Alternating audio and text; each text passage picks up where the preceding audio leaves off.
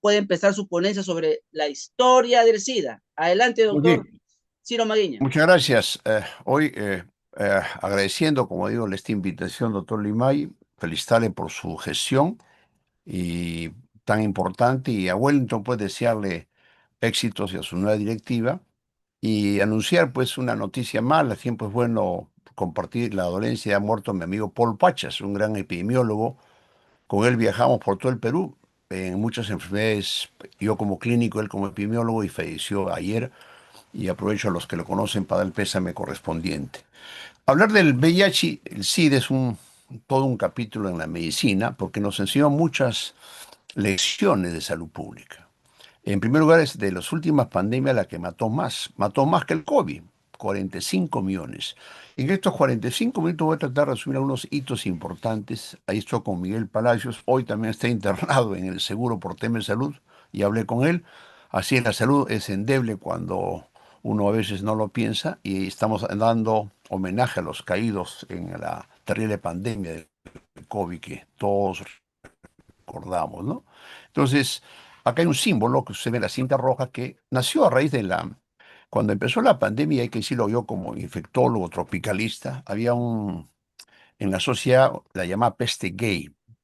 Se discriminaba como se discrimina la población LGTB, y en homenaje a los caídos de estos 45 millones salió esta cinta roja que celebra en diciembre como un homenaje. Y ahí ven el virus del VIH, que fue todo un debate en ciencia. Primero fue Montagnier, con una gran bióloga que tuve la suerte de conocerlo acá en Perú, y luego Galo, un juicio político. ¿Quién descubrió? Para no pelearse los franceses con los norteamericanos, dijeron: el VIH es igual que el HTLV. Y eso lo vamos a ver en esta parte, ¿no? Es un resumen de los grandes hitos que empezó en el 81, cuando obviamente se describió en la revista científica esos casos de Norteamérica raro, de neumonía, de Kaposi, de Cándida, que se morían. Y luego miren cómo llegamos a grandes avances a lo largo de estas décadas que vamos a resumir en estos minutos, ¿no? Primero, quien descubre la enfermedad, o se descubre la enfermedad, recién fue el año 80, pero esta enfermedad existía en África. Vamos a ver, no es una enfermedad nueva para nosotros, emergente, pero ya se había en África descubierto. Y luego el gran debate de la terapia. Me recordaba lo del COVID, porque la terapia no fue fácil. Se nos morían los pacientes 1 o 2 años, y era una lucha constante de tratar de sobrevivir con las complicaciones. Yo tengo un caso clínico, un paciente que, a pesar que fue el año 86 diagnosticado, está vivo hasta ahora. Su inmunidad permitió, a pesar de no tener terapia. Y viene la terapia tarde, el año 96. Fíjese cómo fue un hito para la medicina actual, y todo lo que se emplea en esa época ya no se emplea, los avances de la ciencia, y luego los métodos de prevención, las curas y la tecnología. Pero finalmente no hay vacunas. Qué distinto con el COVID, que sí hay vacunas. Fíjese los desafíos, gracias a la ciencia, y que sí, gracias a las investigaciones, hoy sí tenemos pacientes que viven con una enfermedad crónica. Entonces, esto inicia en Estados Unidos, los casos que vamos a ver se publican, y luego los científicos denominan la enfermedad como SIDA, que es lo que hoy empleamos más, y fue el año 83 que Montagnier y Barré de Sinoussi aislaron en Francia, y tal como conversamos, eh, Estados Unidos no lo reconoció, y Galo, que es un gran científico, también pudo reconocer.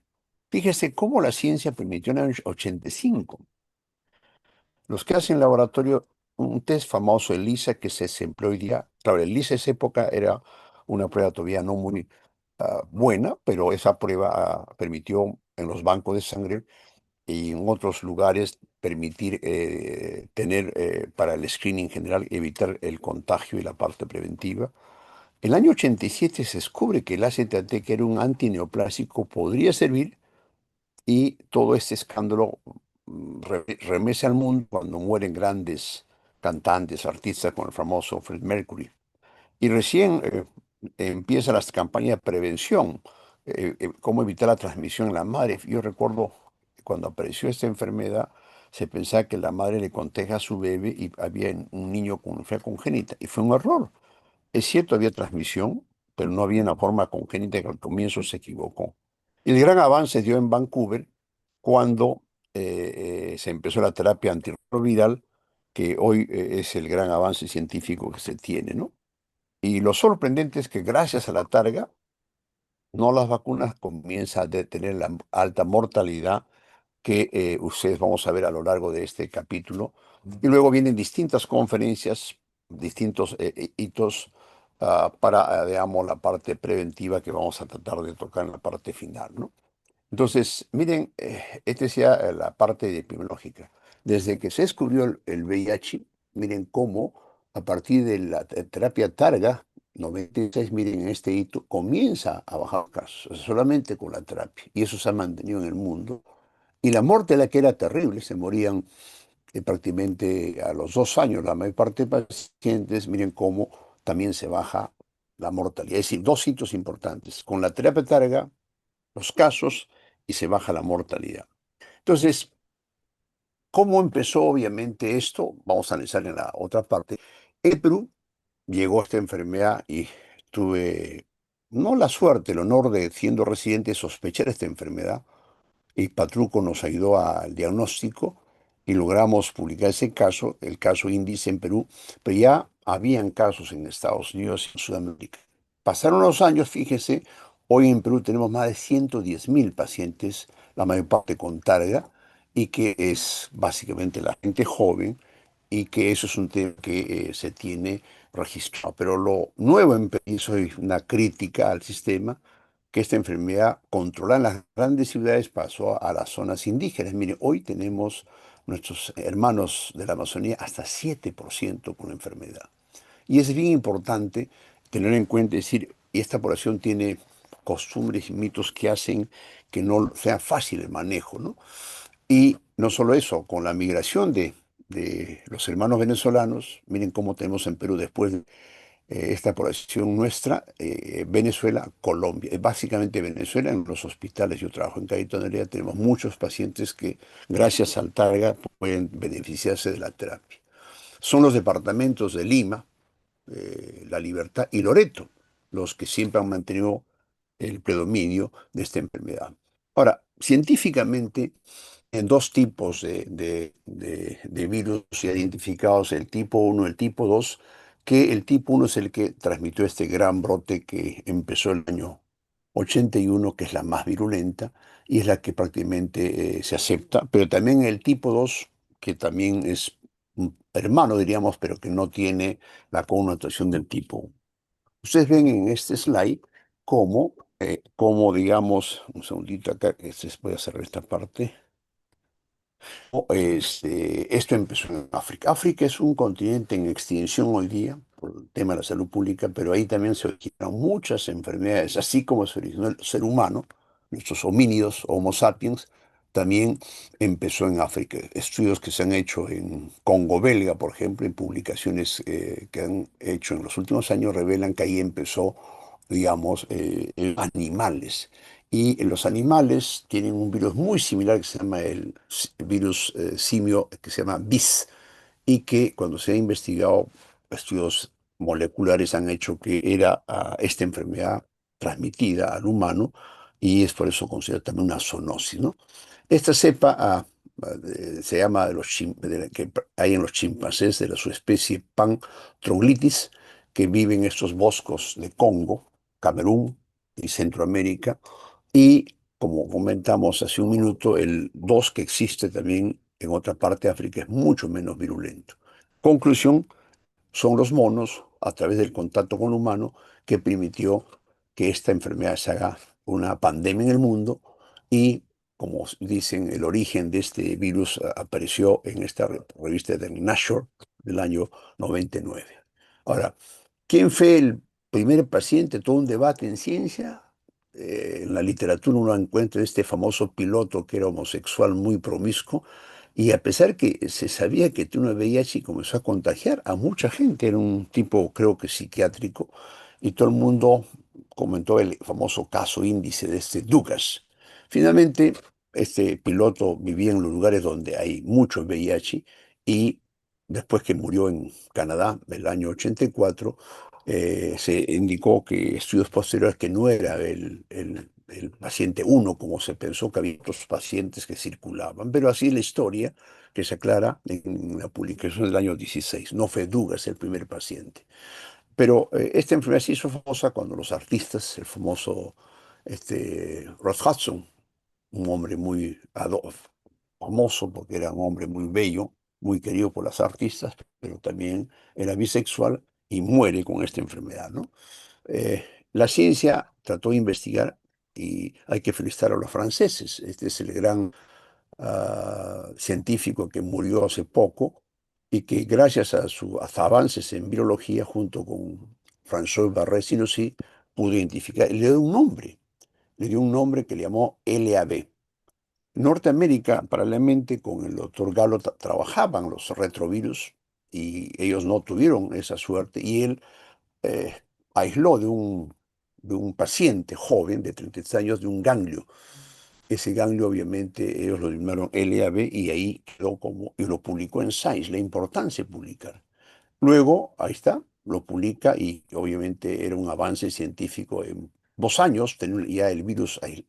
Y Montagnier, obviamente, gracias a esto, pues, le dieron el premio Nobel, ¿no? Junto con la bióloga Barré, pero obviamente Galo, en el año 84, en los pacientes que había en Estados Unidos, dice, no, esto es un HTLV3. Él venía y había publicado los otros HTLV1, el 1 y el 3 eran muy similares y por eso se le llamó virus de la inmunodeficiencia y luego en un juicio político se logró decir que ambos eran co-descubridores. Ahí está el famoso Elton Vive, un famoso investigador, Robert Gallo, un gran científico, pero para evitar problemas ambos fueron y ahí está, publicado en el New England.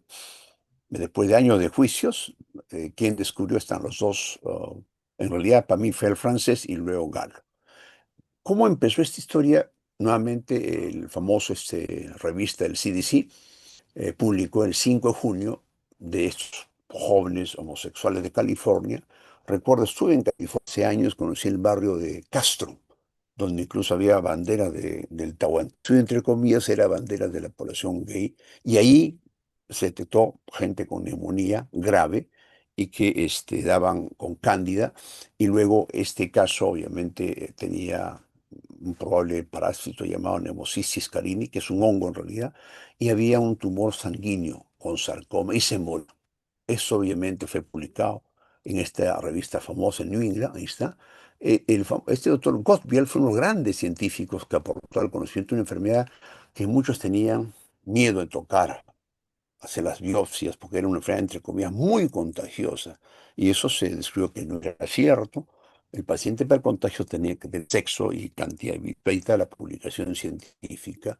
Y el detalle de los pacientes que hemos comentado, que además revelaba que tenían una deficiencia inmune, tenían muchas enfermedades. Eso fue lo llamado enfermedad de una nueva inmunodeficiencia adquirida. Y esto fue luego posteriormente publicado. Luego, al año, el año 82, Bruce Boller, exdirector, digamos, propuso llamarle el nombre que hoy lo sabemos como SIDA. Al poco tiempo para unificar una sola palabra, digamos, SIDA o AIDS, ¿no? Luego viene el debate. ¿Eran solamente la población gay de San Francisco, Los Ángeles? No.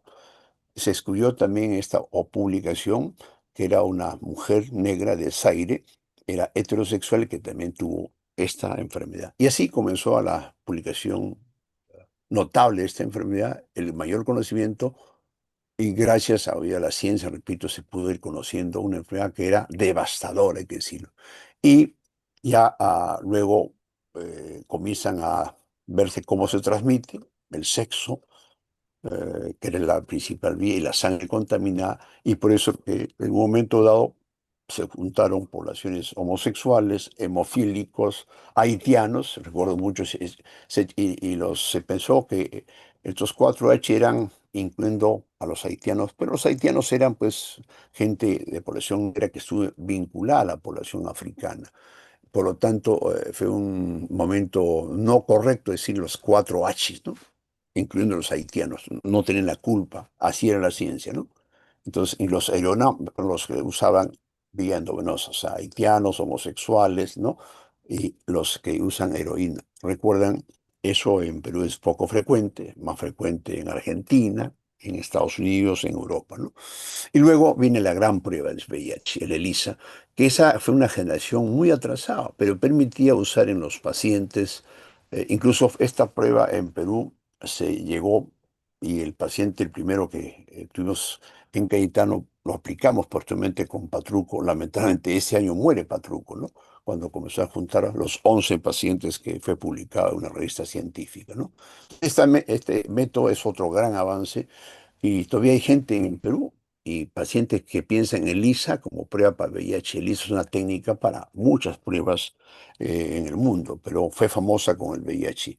Otro hecho notable se encontraba pues que esta población de leucocitos llamado CD4 caía de manera notable en estos pacientes graves que se morían, y esto comenzó a investigar otra serie de mediadores, sustancias, el CD8, y una serie de sustancias, ya la inmunología comenzó a entrar, y fue un gran avance. La ciencia, igual que pasó con el COVID, las vacunas, acá la inmunología fue un gran avance científico. El tema era que muchos se morían y que tratarle, recuerden, es igual que pasó en el COVID, se daba de todo. No había grandes metaanálisis ni grandes estudios porque así la ciencia. Era momentos heroicos. Y miren, la FDA, que después tuvo un rol crítico en la pandemia del COVID, sí lo aprobó rápidamente en la ACT. Yo me pregunto por qué lo aprobó no habiendo grandes estudios. Luego aparecen otros nucleócidos, el DDI, el del 4T, etcétera. Pero esto es interesante analizar.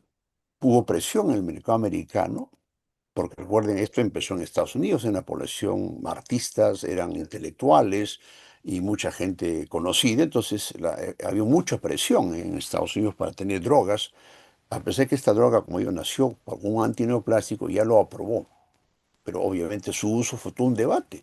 Los norteamericanos comienzan a usarlo inclusive con terapia única. Los franceses fueron más críticos, querían terapia doble, y fue todo un debate. No, eso es largo de señalarlo. Y luego comenzaron a trabajar, digamos, programas de terapia. Entonces, este famoso Fred Mercury, gran rockero, acá ya en la fase final, también muere. Y esto pues obligaba a tener más drogas para que no se mueran grandes personalidades. Y hubo grandes personajes como muy solidarios, como esta la princesa Diana, a pesar que todavía en la población había miedo a contagiarse, ese síndrome del miedo, por tocar un paciente, por abrazar, ignorancia completa. Incluso en los hospitales muchos cirujanos no querían operar. Triple guante, recuerdo, pedían. Lo concreto es que comienzan a este tema de los artistas, de los grandes bailarines como este ruso, genera una solidaridad que incluso, fíjese, el año 94, pasado varios años, en Norteamérica era una causa frecuente de muerte en los jóvenes. Por eso es que hubo mucho interés en terapias, en tener medicamentos, vacunas. Y luego, este famoso ensayo clínico en que los norteamericanos, porque lo aprobó la FDA, dijo hay que darle tratamiento para que no se mueran. Y luego se vio que este estudio, si bien baja la mortalidad, era transitoria. Y, y comienzan a aparecer nuevas drogas de otras familias que tratan de buscar combinaciones. Todo un debate en la ciencia, en los congresos que participamos, aparecía la cura, en realidad esto fue un debate largo y lo concreto es que las terapias que fueron combinándose demostraban que prolongaba la vida, evitaban el contagio y permitió manejar mejor estos pacientes. Y luego, miren, con tantos avances, esta enfermedad comienza a bajar, como mostré ahí en el comienzo, tanto en países ricos, pero en los pobres todavía, en África, miren, en el año 2004 no llegaba la targa. En África siguió siendo un tema grave. Hoy ha mejorado gracias a las ONGs y al apoyo mundial, ¿no? Y luego viene otro concepto. No hay vacunas, entonces hay que evitar que los pacientes contagien a su pareja, en combinación de drogas para que lo usen, los seronegativos, el famoso PrEP, que permite que no se contagien las parejas, porque el condón protegía solo el 80%. Y luego apareció un famoso caso que tuvo VIH, tuvo targa, y tenía una enfermedad de la sangre, leucemia, y le trasplantan la médula ósea y desapareció la enfermedad. Hay 3 o 4 casos similares que curan la enfermedad, un tema que nadie soñaba, pero es un avance notable que en algunos pacientes con esta condición fueron curados. Es un poco el balance inicial. ¿Cómo es que nosotros en Cayetano logramos encontrar esto que en la literatura era difícil porque no había mucho? Ahora tenemos internet, up to date. Ese tiempo era ir a las bibliotecas. Yo fui al NAMBRI, recuerdo, en la Marina, y también ir a la biblioteca de mi universidad de San Marcos a buscar literatura para entender. Nosotros hicimos una revisión el año 82 como residentes y nos enteramos pues de esta enfermedad tal como vieron. Y yo estando en emergencia en mayo del 83, el año que descubrí a Monteller, eh, revisé estos artículos previamente, lo presenté en la revista, estuvieron el maestro Carcelén, Silicani, junto con el doctor Calvo, dijimos, miran, dijeron, pero es una cosa rara, sí o sí, yo soy infectólogo, ¿no? Y esto es un tema que, bueno, os lo presento ahora.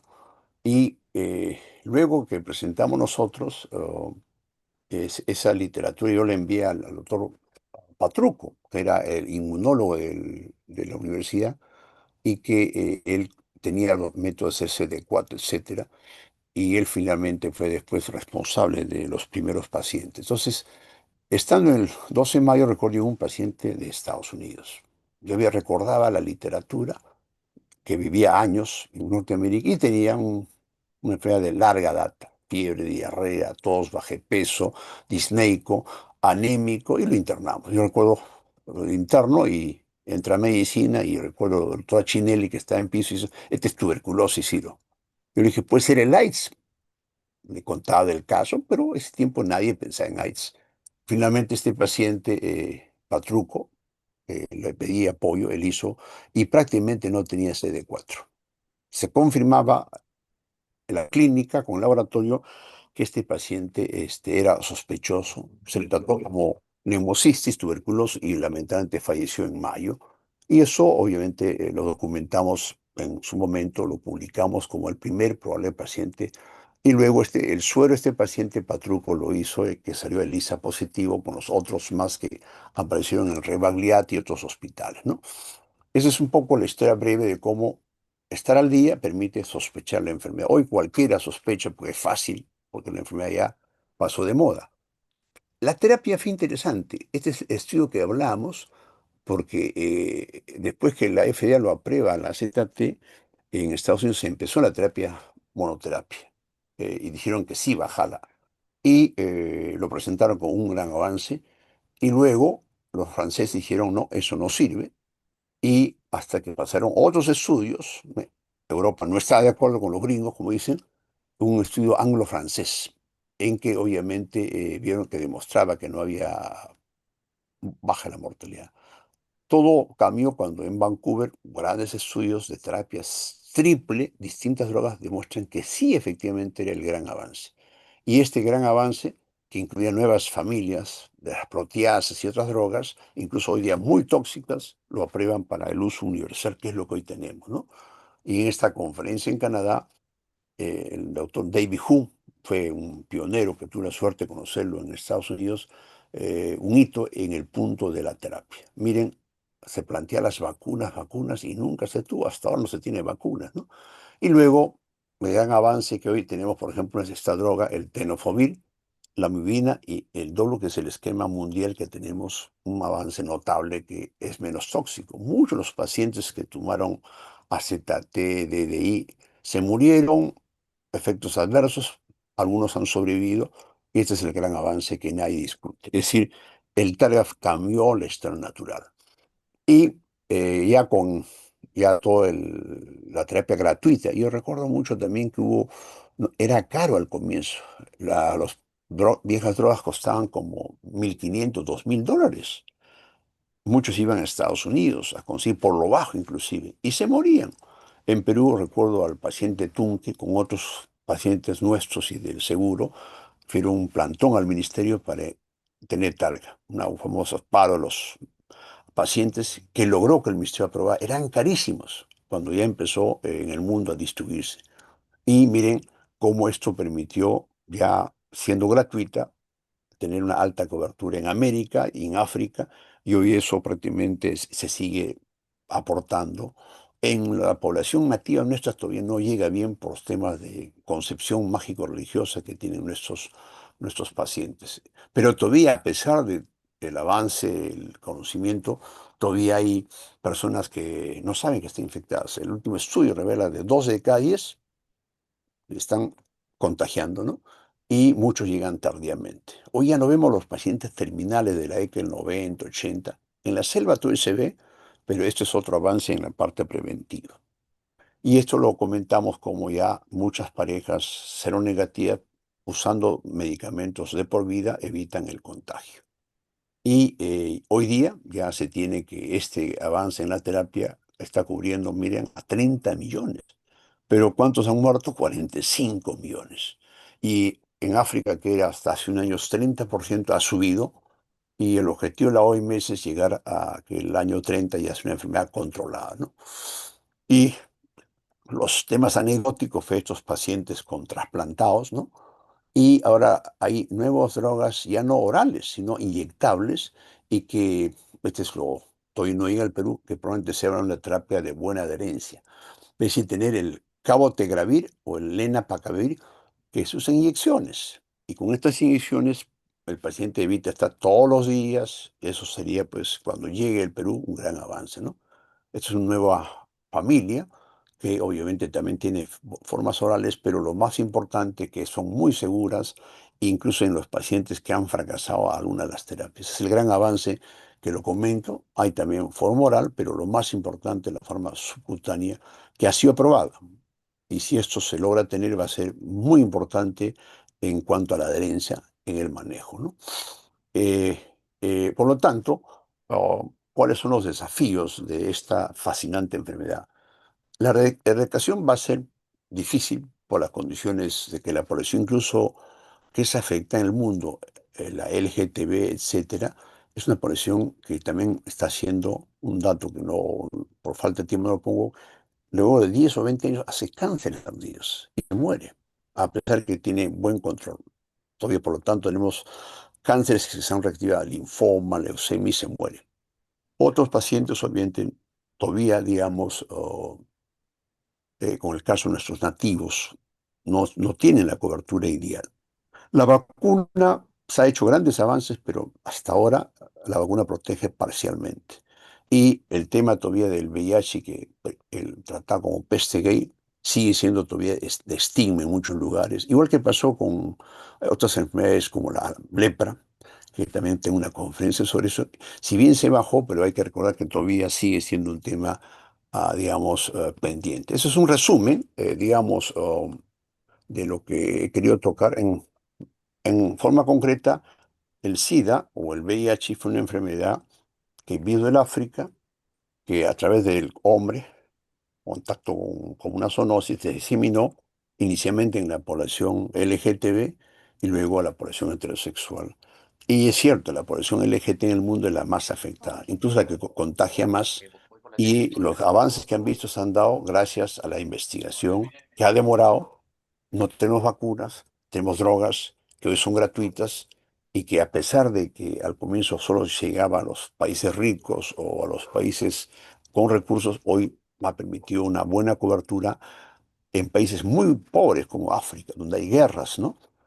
Y eso es lo que ustedes ven en el parante, que todavía hay un grupo no cubierto de una enfermedad que creó muchos mitos, ¿no? A mis amigos cirujanos deben recordar que prácticamente ellos no operaban. Muchos se morían, muchos apéndices. Había cirujanos amigos que sí lo hacían, con doble guante, se protegían. En las clínicas, yo he trabajado en una clínica, botaban a personal, o a la gente que detectaba en el trabajo, lo botaban como apestados. Y eso lo hemos vivido durante años. Eso, ese estigma quedó en mucha gente, y hay que señalar que fue la lucha de las ONGs, la lucha de los pacientes del mundo, que permitió que hoy este tratamiento que salva vidas logre, digamos, ser aceptado. Al comienzo era caro, como pasa en ciencia, las vacunas, los medicamentos, pero cuando es un tema de salud pública, es lo que prioriza, como pasó acá. Se aprobó muchos medicamentos y no esperaron 10 o 20 años, la famosa patente. Eso también acá, felizmente hay que decirlo, que permitió tener esto, ¿no? De la cobertura a una parte importante. Y todavía hay una cobertura no cubierta.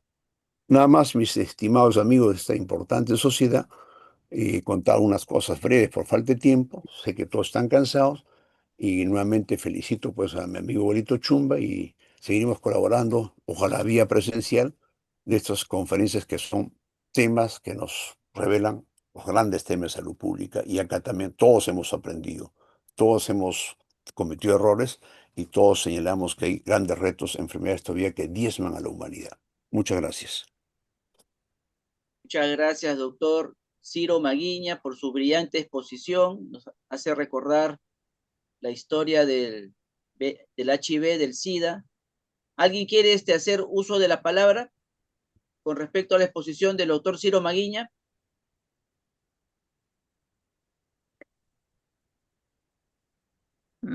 ¿Podría ya usar la palabra? ¿Sí? Doctora Con todo Neri, por gusto. supuesto, doctora, mucho gusto, doctora, en saludarla. Adelante, doctora. Buenas tardes y felicitaciones, Ciro. Excelente conferencia. Este, el SIDA es un ejemplo de cómo sectores con gran economía logran encontrar finalmente la terapia de la enfermedad, cosa que hasta ahora la tuberculosis, que compromete sectores de bajos recursos, sigue siendo un problema, ¿no? Es realmente una muestra representativa de lo que significa qué sector tiene y maneja la economía en salud. Y qué bueno, porque en el Perú, por ejemplo, al inicio, más del 50% de las mujeres, hasta mucho más creo, que tuvieron SIDA, solamente habían tenido un compañero sexual.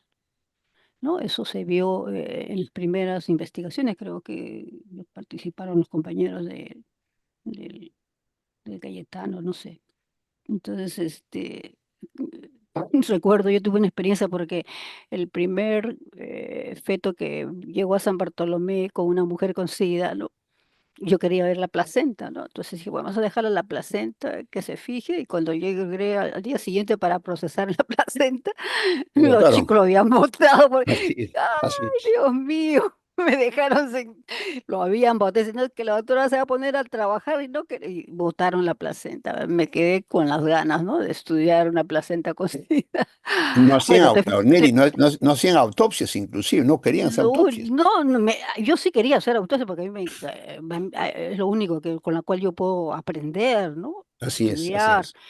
Yo hago muchas autopsias fetales y me escondían el feto cuando venían así. Y no logré nunca, ¿no? No logré nunca procesar una placenta cocida porque me las botaba y no llegaban y los chicos tenían miedo, ¿no? Y cuando ya me enteré, ya, bueno, en fin. En verdad fue No, una época tremenda, ¿no? sí, de acuerdo. Neri, gusto saludarte. Sí, recuerdo mucho que es llamada enfermedades desatendidas. Por ejemplo, el SIDA no ha sido enfermedad desatendida. Hoy, por ejemplo, en Chagas, lepra, por Claro, ejemplo, no se investiga. A la industria así no le es, interesa. así Esa es es. verdad, eso le interesa la hipertensión, la diabetes, el cáncer, el VIH, por las Mm, razones que tú has señalado. Y hoy en el así es, mundo hay muchos, incluso a los antiparasitarios, no tenemos. O sea, es la así es. inequidad en el tema de la investigación de los fármacos. Este es un ejemplo más de... Pero finalmente, a pesar de eso, la lucha por la salud pública permitió que se comprara en el mundo de manera gratuita. Incluso hoy día, Donald Trump, este personaje muy cuestionado, hay varios proyectos de investigación en África sobre el VIH, no solo en el tema de la terapia. Ha recortado fondos afectando a países del tercer mundo. Es un ejemplo Mm. cómo la política negativa también afecta a enfermedades desatendidas. Es un ejemplo de lo que tú has señalado y lo comparto y lo vivo en carne propia. Y es un ejemplo más de cómo a veces la industria le interesa más el negocio que la vida de las personas. Eso es cuando se ve la salud desde un punto de vista de renta económica, ¿no es cierto? Así Esa es. renta particular, porque dar seguro produce una renta social, ¿no? O sea, tener un seguro a todos los países, por eso es que Bismarck y sus economistas lograron coger las banderas del aseguro social porque es rentable, es costo-beneficio mejor tener el seguro a una población que desatenderlo, porque los estragos con la pandemia lo hemos visto, ¿no? Los estragos son terribles. Cuando no se atiende a la población, si el Estado no asume esa responsabilidad, los estragos son terribles. O sea que no tampoco es tan, como le puedo decir, tan humanitario. Es costo-beneficio. Económicamente es mejor que que una población tenga seguro. Es mucho más rentable, porque los estragos son peores. La economía se viene abajo, la gente no consume, no produce, lo que sucedió en la pandemia. Te felicito nuevamente, Ciro, por tu Gracias. linda conferencia, recordando lo que fue el SIDA. Así es. Muchas gracias, doctor Ciro Maguiña. Muchas gracias, doctora Neri Romero. Gracias por sus intervenciones. Perfectamente entendido, efectivamente. Ahora vamos a dar pase a nuestro siguiente ponente. Gracias, doctores. Gracias. Gracias, doctor. Vamos a dar pase